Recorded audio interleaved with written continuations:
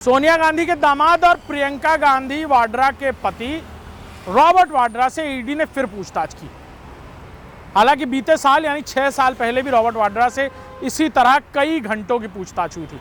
मामला गुरुग्राम की एक जमीन का है जिसे रॉबर्ट वाड्रा ने 7.5 करोड़ में खरीदा था और फिर डीएलएफ को इसे 58 करोड़ में बेचा था। इस मामले को लेकर उस दौरान इन्फोर्समेंट डायरेक्टरेट ने prevention of money laundering act के तहत यह मुकदमा दर्ज किया गया और फिर रॉबर्ट वाड्रा पर यह शिकंजा तब से कसता चला आ रहा है। बीते 6 साल पहले रॉबर्ट वाड्रा पर यह शिकंजा इस कदर कसा था कि कई दिनों तक रॉबर्ट वाड्रा से पूछताछ चलती रही, लेकिन ईडी ने अब दोबारा रॉबर्ट वाड्रा से इसी मामले में पूछताछ शुरू की है, क्योंकि अब ईडी को इस मामले में क्लोजर रिपोर्ट लगानी है। लिहाजा रॉबर्ट वाड्रा के खिलाफ कई सारे सबूत इकट्ठा होने के बाद अब रॉबर्ट वाड्रा को दोबारा कटघरे में ईडी ने खड़ा किया है।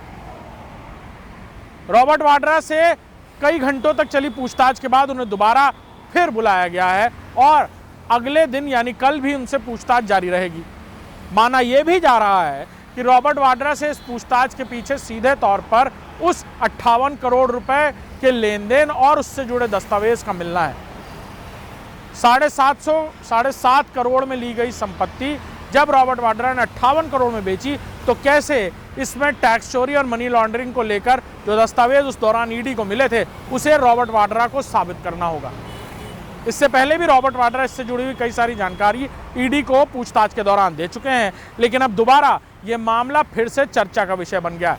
और चर्चा का विषय क्यों ना बने, क्योंकि प्रियंका गांधी के दामाद और प्रियंका गांधी के पति और सोनिया गांधी के दामाद रॉबर्ट वाड्रा अब दोबारा ईडी के शिकंजे में फिर से फंसते नजर आ रहे हैं। जहां एक तरफ देश में नेशनल हेराल्ड को लेकर इन्फोर्समेंट डायरेक्टरेट की तरफ से दिल्ली में चार्जशीट दाखिल की जाती है जिसमें प्रियंका गांधी, राहुल गांधी का भी नाम होता है, वहीं इस पूरे मामले में रॉबर्ट वाड्रा के एक के बाद एक कश्ते शिकंजे की वजह से कांग्रेस की तरफ से और ख़ास तौर पर परिवार की तरफ से फिलहाल अंदरूनी तौर पर तो कोई प्रतिक्रिया नहीं आई, लेकिन रॉबर्ट वाड्रा के लंबे चौड़े वकीलों की टीम इस पूरे मामले को लेकर सामने है।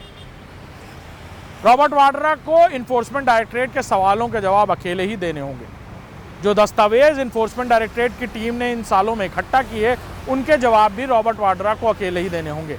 आखिर कैसे 7.5 करोड़ की ज़मीन को 58 करोड़ में डीएलएफ को बेचा गया और उस प्रॉफिट का कितना टैक्स रॉबर्ट वाड्रा की तरफ से जमा किया गया, साथ ही उस पैसे के एडजस्टमेंट को लेकर यानी वो पैसा कहाँ खर्च किया गया, किस तरह आगे भेजा गया।